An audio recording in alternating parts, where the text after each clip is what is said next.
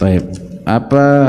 Dengan perkembangan teknologi artificial intelligence atau kecerdasan buatan, apakah bisa bergantung pada robot seperti ChatGPT untuk belajar hadis? ChatGPT itu punya ketakwaan nggak sama Allah kira-kira? Takut nggak dia sama Allah? Enggak. Ya. Sedangkan definisi ulama yang kita itu hanya dibolehkan belajar jadi dari ahlul ilm itu orang yang punya rasa takut sama Allah. Ya. Bagaimana diperbolehkan belajar bergantung pada robot? Ajib ini pertanyaan. Ini mesti yang nanya Gen Z ini, ya. Karena atau malah Gen Alpha ya. Setelahnya Z itu namanya Alpha. Jadi memang dari kecil sudah hidupnya full digital, taunya AI, smartphone, ya nggak pernah dia ngerti dengan cara belajar klasik gitu. Jadi nggak boleh bersandar, dia harus punya basic ilmunya dulu. Silahkan gunakan itu sebagai wasilah, tapi dia harus punya basic ilmunya. Dia tahunya jawabannya ngawur ini, jawabannya nggak bener ini, dia harus tahu.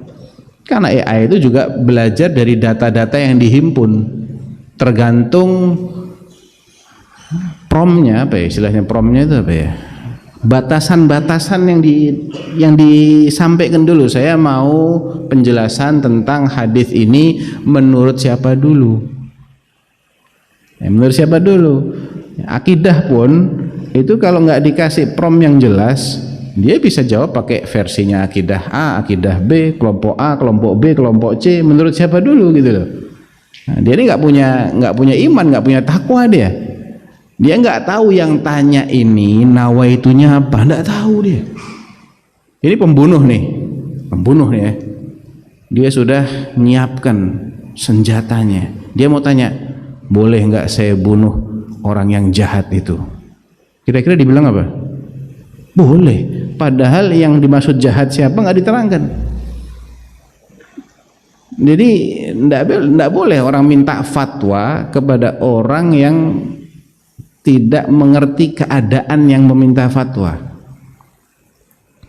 Karena boleh jadi fatwa itu berbeda walaupun pertanyaannya sama. Ibnu Abbas radhiyallahu anhuma pernah ditanya oleh seseorang dengan pertanyaan gini, adakah orang yang pernah membunuh orang lain itu masih bisa diterima taubatnya? Oh iya, nggak ada yang menghalangi antara seseorang dengan taubat kepada Allah. Taubat aja. Datang orang lain, pertanyaannya sama. Halil qatili taubah? La. Jawabnya. Apakah pembunuh itu masih bisa diterima taubatnya? Tidak bisa diterima taubatnya. Bagaimana akan diterima taubatnya? Nanti di hari kiamat korbannya akan menyeret pembunuhnya di hadapan Allah. Ya Allah, tanya dia kenapa dia bunuh ana.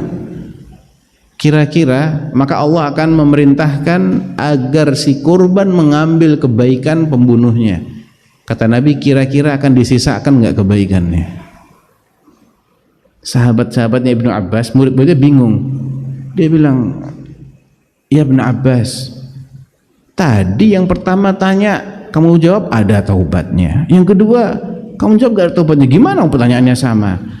Yang kedua itu datang matanya merah, menampakkan rencana jahat dia. Ini orang mau bunuh orang lain, dia minta fatwa dulu nih. Kalau anak kasih pembunuh itu masih bisa diterima taubatnya, dia bunuh itu orang. Tenang, udah dapat fatwa dari ChatGPT. Bahaya kan kalau kayak gitu. Tidak boleh belajar dari ChatGPT, belajar dari orang berilmu. Allah Subhanahu wa taala tahu bahwa nanti di zaman ini ada muncul namanya AI. Allah sudah tahu belum? Sudah tahu. Allah sampaikan, Allah wahyukan kepada Rasulullah sallallahu alaihi wasallam agar menyampaikan kepada umatnya, innallaha la yaqbidul ilma intiza'an yantazi'uhu. Allah itu kalau ingin mencabut ilmu bukan dicabut begitu saja, walakin biqabdil ulama, tapi dengan diwafatkannya orang-orang yang berilmu, ulama. ChatGPT ulama? Ada yang bilang ChatGPT ulama, kecuali juhala. Hanya orang-orang bodoh yang menganggap ChatGPT atau AI itu sebagai ahlul ilm. Allah tahu bahwasanya akan muncul hal-hal seperti ini, teknologi, Allah tahu. Tapi Allah tetap mengatakan kalau ulama sudah diwafatkan semua, berarti ilmu sudah diangkat, dicabut sama Allah. Hatta idza lam yubqi aliman, sehingga apabila Allah sudah tidak menyisakan satu alim pun yang masih hidup, alias apa? Yang hidup semuanya tidak berilmu, walaupun ada AI,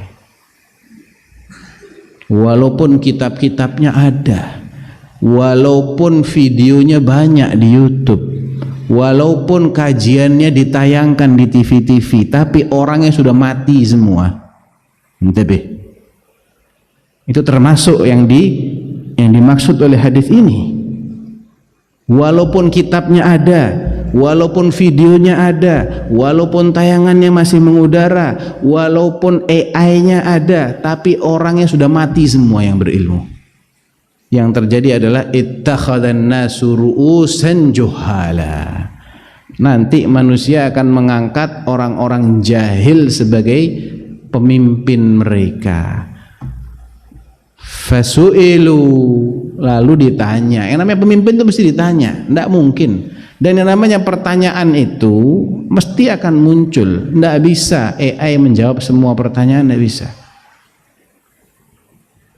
Pasti akan muncul pertanyaan. Dan ketika yang alim sudah tidak ada, maka yang jahil yang ditanya. Jahil ditanya, fa'aftau bighairi ilmin. Dia akan memberikan fatwa tanpa ilmu, fadallu wa adallu. Dianya sesat dan juga membuat orang lain sesat. Ya.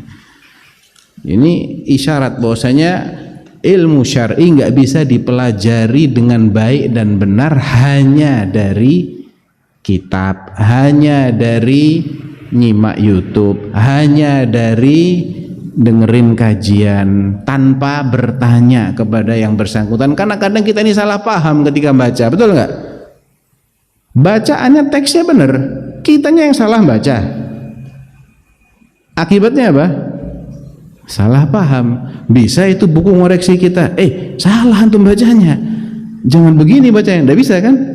Tidak bisa. Antum nyimak kajian sambil makan kacang, sambil ngobrol sama keluarga. Taunya tengah-tengah ustadznya bilang begini, dia nggak ngeh tadi ustadznya ngomong apa sebelumnya, dalam konteks apa, salah paham lagi. Bisa tanya sama ustadznya ketika di TV? Tidak bisa. Ya. Oke kan itu live ustadz, kita bisa telepon. Iya coba aja ditelepon. Kalau bisa ditelepon ditanya, mungkin nggak masuk juga teleponnya. Nah artinya tetap harus talaqi. Allah tahu bahwasanya mereka akan meninggalkan kitab-kitab yang banyak. Allah tahu, bukan tidak tahu bahwa nanti akan muncul channel-channel YouTube, channel-channel macam-macam, sosmed, bahwa nanti akan muncul. Allah tahu, tapi tetap kalau sudah ulamanya mati, ilmu itu habis, diangkat sama Allah.